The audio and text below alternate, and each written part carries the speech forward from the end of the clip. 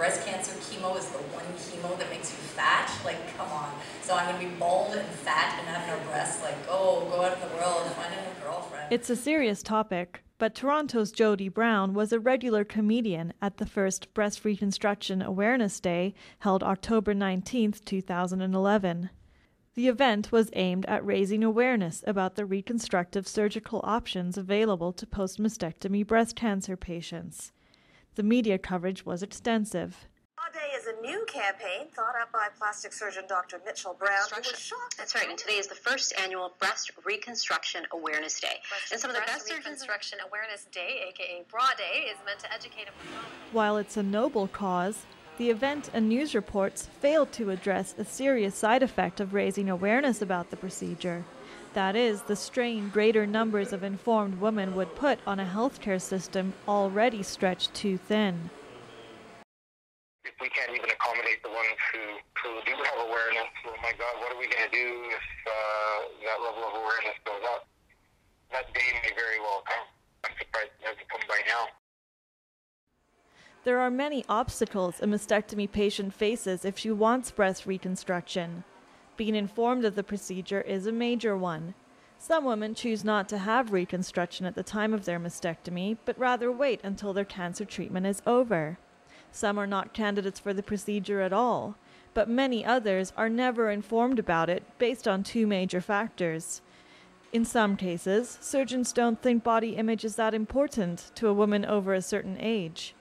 Surgeons also don't mention reconstruction because they know how difficult it will be to see a plastic surgeon in a timely fashion. But once they have their mastectomy, patients no longer have active cancer and are not considered priority cases. At that point, they face wait times of a year or more. That could be very frustrating. Once they've made the decision to go ahead, there's a series of waits. And unfortunately, women with breast cancer get used to kind of waiting for treatment and waiting for things to happen. But first, after they make the decision, they have to wait for their consultation. But then they have to wait for OR time to become available. You're looking probably from the time that you've decided till the time of your surgery, sometimes could be a year or more. Surgery wait times are so long for delayed patients that one Vancouver plastic surgeon says she has had to stop accepting new cases. It's very frustrating. I mean, we do try to finish the ones we've started. I think what's equally frustrating for me is when I go through my paperwork at the office and I get the referrals from the family physicians or from other surgeons or consultants at the cancer agency asking me to please see a patient for them. And I'm exasperated because I'd love to, but I don't know when or where, and I just say put them on the waiting list. I'll do what I can, knowing full well that I may not get to them for a long time. The long wait lists even push some women to seek surgery in the U.S. Van Laken says the problem boils down to inadequate OR time for the surgeons. Patients will go elsewhere. They will pay whatever is required in other centers to have their surgery done, when I know that we would be able to do it here if we had more access in the hospital. When they do travel elsewhere and they come back home, they still need to be taken care of, and then often I'll see them in my office and I'm at a disadvantage, so I'm taking care of someone else's surgical procedure, the outcome, possibly a complication. So it's frustrating for me as a surgeon, it's frustrating for the patient because they're not being managed by the original treating physician. And I can only imagine that the surgeon who took care of them would be a bit frustrated because we like to follow up on our work and be responsible for the outcomes of our patients. And if they don't come back to you, then you're left feeling like you've not really done a good job.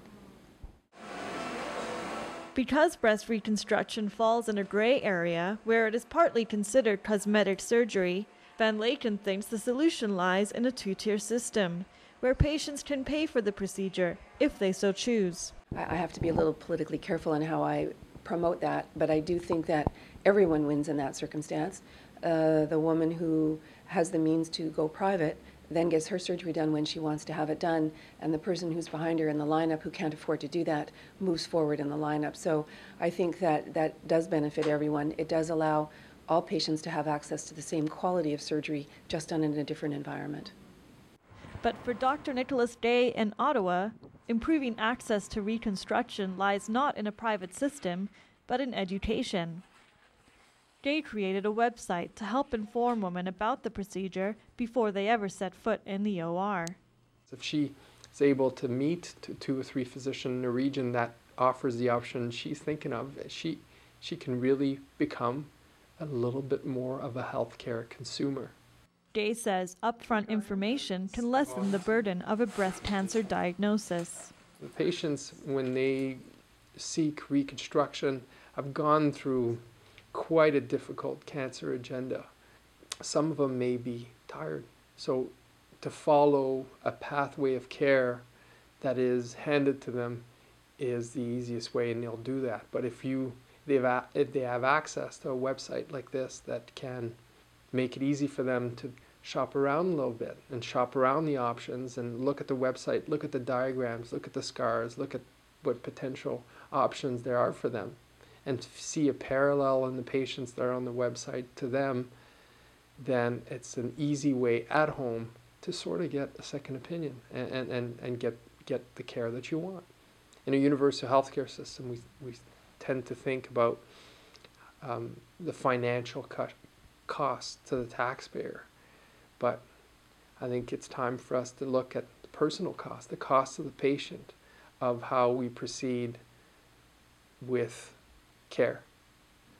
And the longer they wait, the more it's detrimental to their self-image. It is an amputation. Day says information doesn't only benefit patients, but also decision makers that could help to address the problem. If they're presented accurate, fair information, I trust they'll make the right decision about who gets what and when. After all, the goal is for all breast cancer patients to have the same options that were offered to Toronto's Jody Brown. Brown was both eligible for and offered immediate breast reconstruction at the same time as her mastectomy. So I'm 3 months out of chemo now, and I woke up yesterday and had eyebrows, so I was really, really happy about that. The opportunity to have the reconstruction at the same time as the original surgery means one surgery. It also can mean, or meant for me, that I didn't need surgical removal of any skin from anywhere else. So it was one surgery, one set of scars, and one recovery time.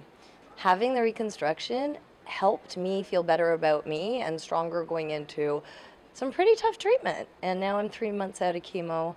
I've had the reconstruction, and I'm ready to get on with my life and in less than a year, and that's a pretty amazing feeling.